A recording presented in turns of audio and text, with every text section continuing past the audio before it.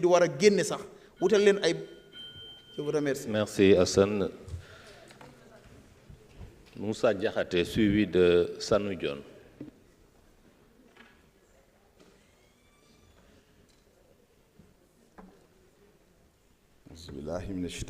Monsieur le Président, Messieurs les ministres, chers collègues. Monsieur le ministre, comme je vous l'ai dit en commission, toutes les occasions que nous aurons à parler de la justice, nous ne manquerons pas de rendre un vibrant hommage à ces magistrats, souvent traînés dans la boue, qui, pour des raisons de réserve, ne peuvent pas parler. À cette même époque, l'année dernière, je l'avais fait, j'étais au pouvoir. Aujourd'hui, je le fais, je suis dans l'opposition. Je ne le fais pas à une géométrie variable et selon le camp. Parce que par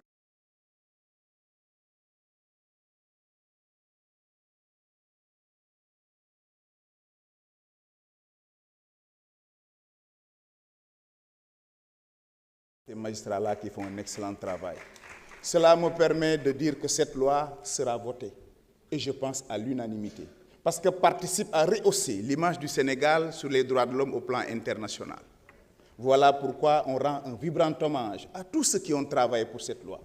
Le président Alioune Tine, le président Pape Sène, aujourd'hui la présidente Amsatou Sow Sidibé. Et au nom, vous-même, on vous rend hommage, et à tonton Mamadou Mbengue de Kaolack. Mais surtout pour tous ces gens-là, à Jacob Ngom, pendant toute une génération, à travailler pour cette loi. Cela nous permet d'avoir le statut A, de reprendre la parole, mais aussi de pouvoir bénéficier de financement au plan international. Mais mieux, de juguler le débat et les rapports au plan interne. Nombreux sont ces organismes sur un cas isolé en fait d'un tintamarre, au point que notre image de pays puisse en pâtir. Donc c'est un grand pas vers l'avant dans la promotion des droits de l'homme au niveau du Sénégal. Mais j'en profite pour rendre un grand hommage au président Macky Sall. Pour la justice de proximité, et je vous invite à accélérer le pas sur ce point. Ils sont en train de faire énormes choses. Au niveau des maisons de la justice, c'est l'occasion de rendre hommage à un magistrat que j'ai rencontré dans le programme Business and Human Rights de la direction des droits de l'homme. Il s'appelle Philippe Ngane Ndour. Il est dans votre direction. Il est directeur des droits humains. Il nous a permis de comprendre les droits de l'homme dans les plus coins reculés du Sénégal. Je tenais à le dire, mais Monsieur le ministre, li ma bëggoon di daaneel dafa am un Sénégalais qui s'appelle Mamadou Sarr, qui a un enfant qui est condamné à Dallas depuis 23 ans. Il a servi l'État du Sénégal. C'est un pauvre fonctionnaire qui n'a pas la possibilité de se rapprocher de certains. Il est à Dallas. S'il peut faire quelque chose, Monsieur le ministre. C'est l'occasion aussi de demander au ministre du Travail, les agents du pôle emploi, voilà 5 mois, ils ne sont pas payés. Je crois que le droit au salaire aussi fait partie des droits de l'homme. Ce que je veux terminer nag ci wolof laa koy wax ndax daf ma ñor dafa am lu ñuy wax droit de culte maanaam àq ak yelleef ci ngëm-ngëm.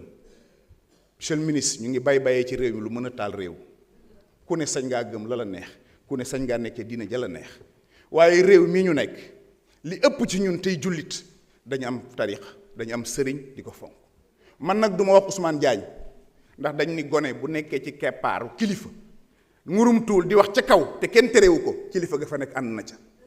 J'interpelle le président de la République lii muy def gëwuma ni li commissaire Keïta def moo gën a garaaw gëwuma ni li Bah Diakhaté def moo gën a garaaw gëwuma na li Ahmed Suzanne je ne les dédouane pas. Vous êtes un homme mesuré et calme, un doyen. Je vous invite su mënee nekk nga wax ak kilifa yooyu ndax coow li muy jur mën naa bari ndax am na fu mu feeñoon muy Medina Gounass ñuy masawu Cerno di ko masawu bu baax a baax a baax. Gis nga coow yu mel noonu moo mën a taal réew mi mosuñ koo xool ci waaso mosuñ koo xool ci diine liñ ko mos a xool c'était un état-nation. ma lay ñaan lu mel noonu bugguñu sa ay gàkk ndax bi ma lay xam maa ngi dëkk immeuble Pasteur comité daa doon nekk ci suuf nga fa daan ñëw 25 ans ci tey nga traversé régime mu Ablaye Wade traversé régime mu Macky Sall doon ki nga doon gëm naa ni dara du la soppi. Mais nag souvent quand on est en équipe, quelles que soient les prouesses de l'individu, vous ne pouvez pas garantir la victoire. Et ñu ngi koy ñaanal moom le président mu def li baax bu ñëwee def li gën on est pour la réduction des comptes mais pas pour des règlements de comptes te jàpp ma ne ci réew mi nag ci soupçon rek war nañ mën a tere nit mu génn réew mi yi ni mel ñu ngi la ciy interpellé bu baax a baax a baax a baax te la wax ni loi bi dinañ ko voté c'est l'occasion di sant di gërëm képp koo xam ne ni député nga wala ngay liggéey assemblée nationale gëm naa ni c'est notre dernière prise de parole jërëjëf. Merci, chers collègues. Sanou John, vous avez la parole suivie de Aminata Dieng.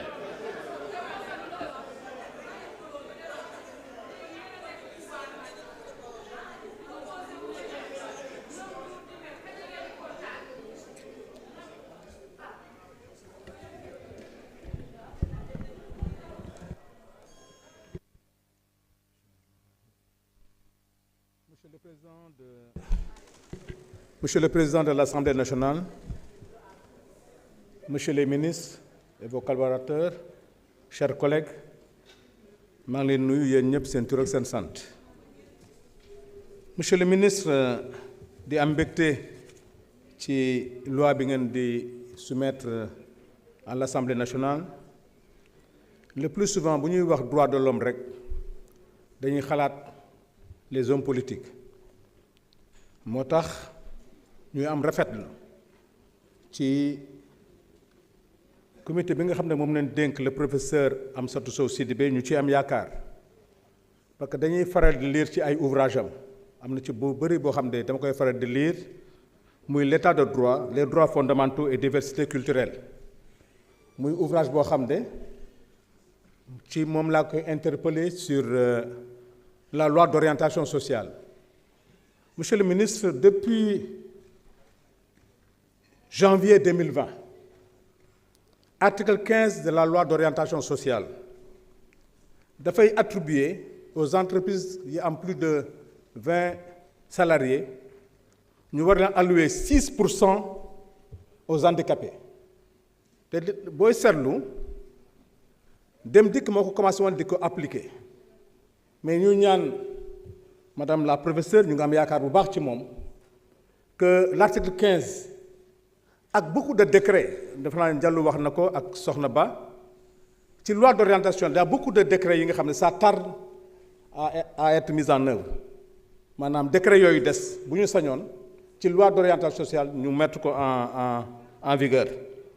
beneen bi wax nañ ko ci traité Marrakech wax nañ ci liñ ci wax yëpp wax dëgg yàlla ñu ngi am yaakaar que ne ci dootu yàgg beneen bi mooy droit à la vie droit à la vie daf ñu interpeller sur la protection sociale fii nag dañoo tàmmoon toujours action sociale mais dem na ba madame la ministre xam naa liggéey ngeen ci les syndicalistes ñu ngi ciy liggéey Sénégal ñu toll ba moment boo xam ne vraiment on doit beaucoup travailler sur la protection sociale Sénégal dañoo tàmm rek dimbal nga am problème ñu ñëw mais taxawu beneen bi nag mooy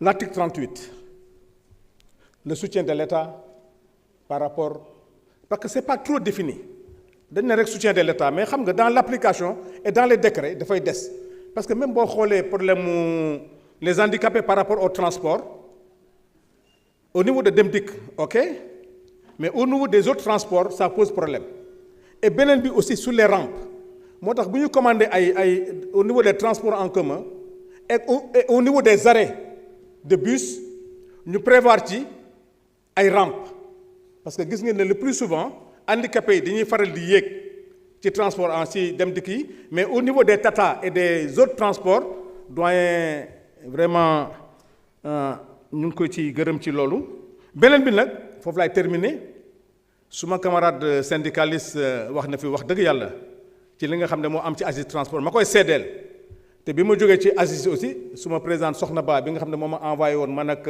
Alioune wax dëgg yàlla sa taxawaay ak moor mi nga yónnee woon taxawaay bu rafet la lépp lu jëm ci li nga xam ne moo doon différent bi ak ministre bi defe naa la présidente Soxna Ba am na lu mu ci dox di ñaan rek yóbbante ak ministre bi ak suñu mu gën a ratax ñu gën a déglunte parce que am na ci ay mesures nag yu doy waar wax dëgg yàlla loo xam ne jëm ci permis à point jëm ci réforme code de la route vraiment c'est des avancées defe naa le collègue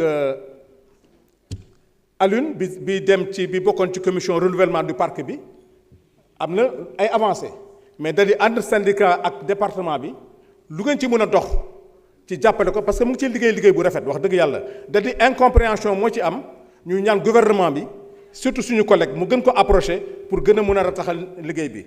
di remercier madame la professeure di leen ñaanal yàlla réussite di am yaakaar ci yéen et di ñaanal gouvernement bi wax dëgg yàlla taxawu leen ba ngeen am réussite wasalaam. Merci. Aminata Dieng, suivi de Samba Diouf.